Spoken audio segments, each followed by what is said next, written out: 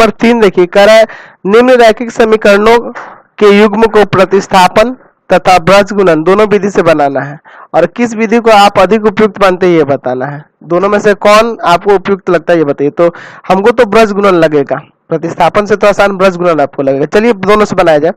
चलिए इसको समीकरण 1 मान लीजिए और इसको समीकरण 2 मान लीजिए। यहाँ लिखेंगे समीकरण 1 से, पहले प्रतिस्थापन से बना रहे हैं, लिख सकते हैं आप प्रतिस्थापन विधि, प्रतिस्थापन विधि से अभी हम लोग बना रहे हैं, ठीक है। और इसके बाद फिर ब्रज गुणन बनाया जाएगा, प्रतिस्थापन विधि।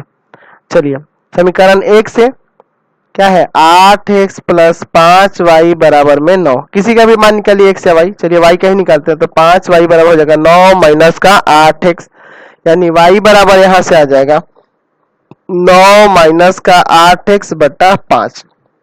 y का मान समीकरण, y का मान समीकरण 2 में रखने पर,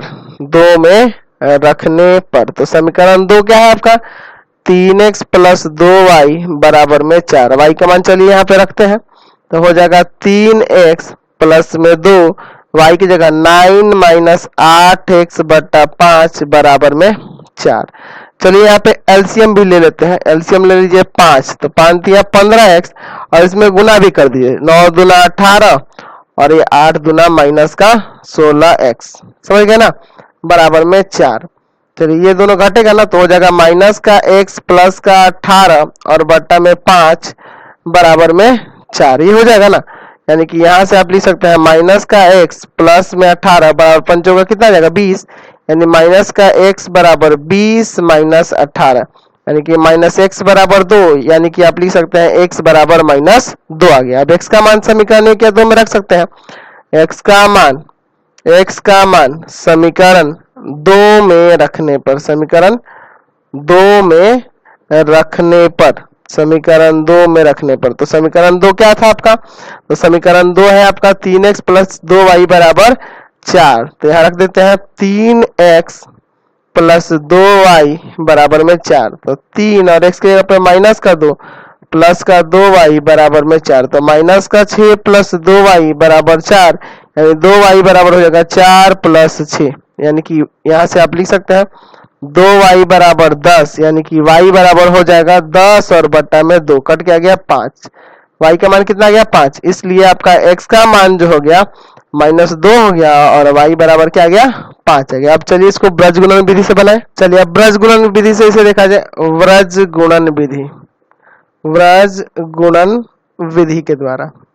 चलिए इसमें देखिए, तो a1 है आपका 8, b1 है आपका 5, c1 है आपका 9, a2 है आपका 3, b2 है आपका 2 और c2 है आपका 4। c2 क्या है आपका 4 है। इसमें थोड़ा ध्यान देंगे कि c1 और c2 बराबर के दाहिने तरफ है, तो फॉर्मूले में क्या लगेगा -1 रहेगा ना। चलिए तो यहाँ पे लगाते हैं फॉर्मूला, x y और यहाँ पे -1, क्योंकि c1 c2 बराबर के दाहिने तरफ है, ठीक है। चलिए यहाँ पे लिखेंगे bc, है ना, यहाँ पे लिखेंगे ca और यहाँ लिखेंगे ab। आपको शॉर्टकट मेथड में फॉर्मूला याद करा दिए हैं। चलिए यहाँ b1 c1 b2 c2 हो जाएगा, यहाँ c1 a1 और c2 a2 हो जाएगा, यहाँ a1 b1 और यहाँ a2 b2 हो जाएगा। चलिए यहाँ पे इनके वैल्यूज को हम लोग रखते हैं, तो चलिए यहाँ रखेंगे तो आ जाएगा x बट्टा में देखिए b1 c1, यानी कि यहाँ देखिए 5 9 b2 c2 2 और 4। चलिए यहाँ पे y बट्टा c1 a1, यानी कि 9 8 और c2 और a2 4 3, ठीक है। उसी तरह से यहाँ -1/a1 b1, यानी कि 8 और 5 और a2 b2 3 और 2, समझ गए। तो इन सबके वैल्यू हो गए, यहाँ पे b1 c1 b2 c2, यहाँ c1 a1 और c2 a2 और यहाँ a1 b1 और c2 b2 sorry a2 b2। अब इसको क्रॉस मल्टीप्लाई करिए यहाँ से, तो हो जाएगा x बट्टा में देखिए तो 5 का 20 और -9 दूना कितना होगा 18, y बटा में यहाँ देखिए 9 27 और यहाँ देखिए 8 में 4 से गुना कर 8 का 32 हो जाएगा ना।